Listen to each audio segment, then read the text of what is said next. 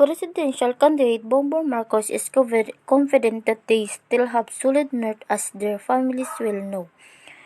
The solid nerve is really strong since my father time you haven't left the Marcos said during his visit to Isabela for the Unity campaign rally.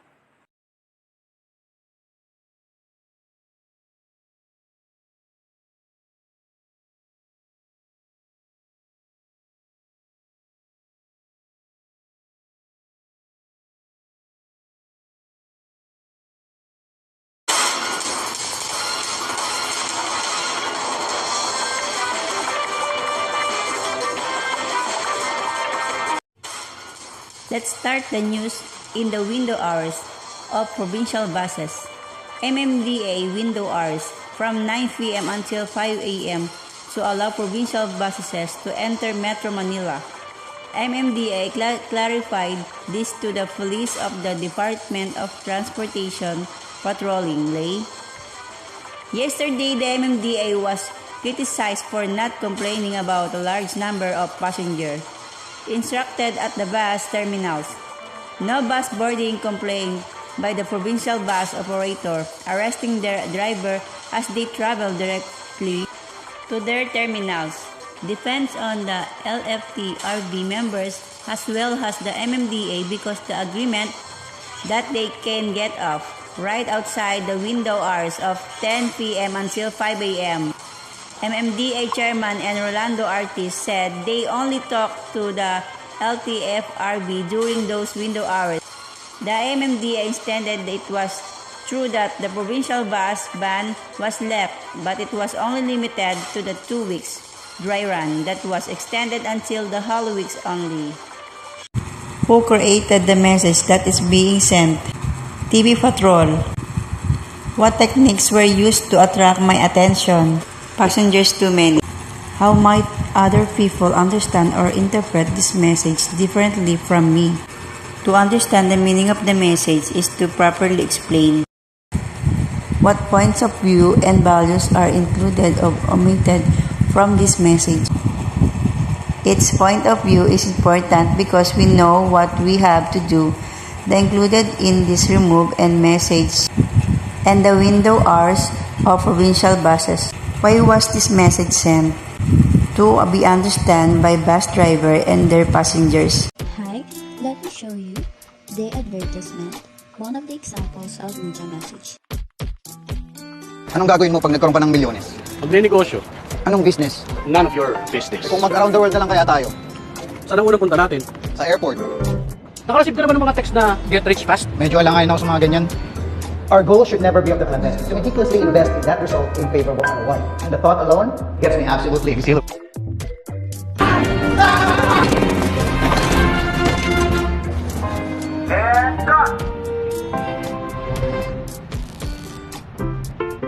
Buti na lang naisip natin to. Dali lang pala. This man Anong gagawin?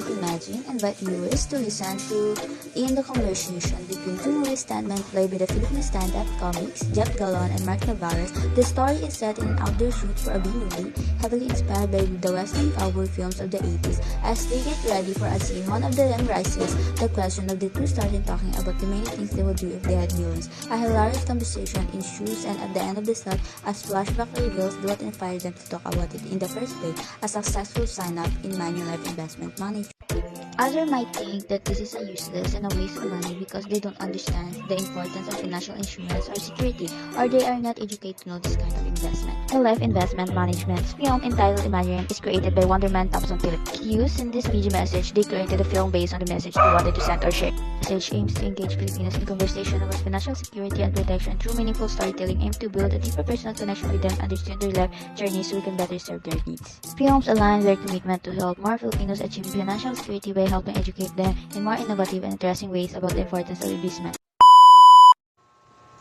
Hello everyone! For today's video, I will show you how media message analysis occurs. So, I will show some pictures and videos about Mayor Joy Belmonte announcement about Hiram Tablet No More. Mula ng sulian ng tablets for graduates, Mayor Joy Belmonte ibibigay na ang tablet sa mga students pagka-graduate. Tablet na ating pinahiram ay mapapasa kanila na kapag sila ay nakapagtapos ng grade 6, grade 10 at grade 12. Bilang insentibo sa mga kabataan na kailangan makatapos sila ng kanilang pag-aaral. Now, let's proceed to 5 questions to ask when analyzing media. Who created the message that being sent? What techniques were used to attract my attention? How might other people understand or interpret this message differently from me? What point of view and values are included or committed from this message? Why was this message sent?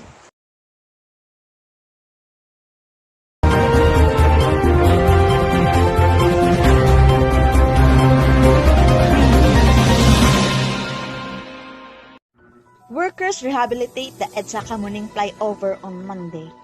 Workers in Metro Manila will be receiving an additional 33 pesos to their current daily pay after the capital's regional tripartite wage and productivity board granted the minimum wage hike last week, the Labor Department said on Saturday. This brings up the minimum wage rate to 570 and 533 pesos for workers in the non-agriculture and agriculture sectors, respectively. Who created the message that being sent? Philippine Star. What techniques to attract my attention? Visuals, pictures, and construct message. How might other people understand or interpret this message differently from me? People understand message differently based on their prior experience, knowledge, and values. What points of view and values are included or omitted from this message? To tell to the people about their request and the Labor Department granted it. Why was this message sent? To inform the people that they granted the minimum wage this week. Audio Jungle. Audio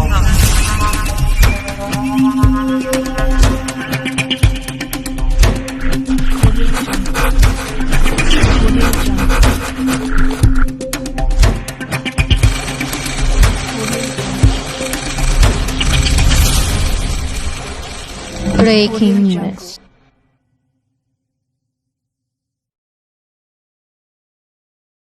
Nel, bakit pinamamadali na ng mga mambabatas ang pag-aproba dito sa panukalang unbundling ng oil price sa bansa? DOE is also thinking for another ways to provide temporary relief to consumers, whether the relation to liquefied petroleum, gas, or other petroleum products, according to Assistant Director Rodela Romero of the Department's Oil Industry Management Bureau. Oil companies indicated that the increases in pump prices this week would be the biggest so far this year. Price increases for diesel would be 13.15 peso per a liter, 7.10 per a liter for gasoline, and 10.50 for kerosene. Local pump prices to as much as 84 pesos for diesel and 94 pesos per gasoline. Okay, maraming salamat. Inquirer.net. The news and visuals. Based their own research and their own experience, which will constrict supply and push oil prices high. To inform and warn the consumers.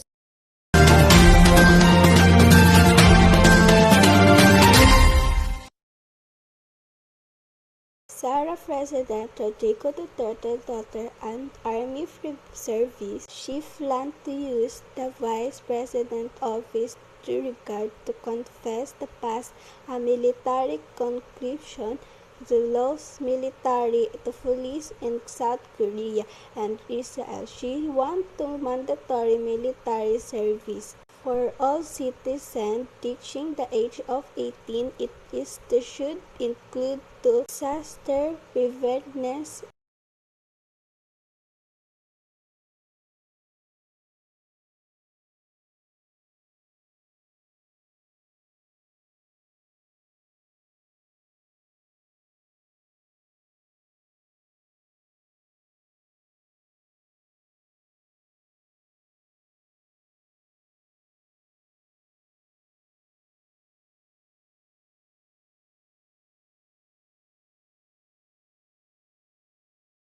Here is my chosen message that caught my attention and awakened my mind. 1. Who created the message that is being sent? That message was sent by Trisha Eret via Facebook. 2. What techniques were used to attract my attention? The simplicity of his message regarding the friend who is related to God that gives inspiration and motivation for others and me as well. So it caught my attention. 3. How might other people understand or interpret this message differently from me? For me, based on my experience and knowledge regarding this matter, our understanding and comprehension of it is different. 4. What points of view and values are included or omitted from this message? From what I see in her message, it refers to a true friend who has a relationship with the Lord, where she will not be ashamed of anyone else. 5. Why was this message sent? For me, this is why she shared his message to make the youth and us aware that we should not only be friends but also have relationship with the Lord that will not be ashamed or rejected by other people around him.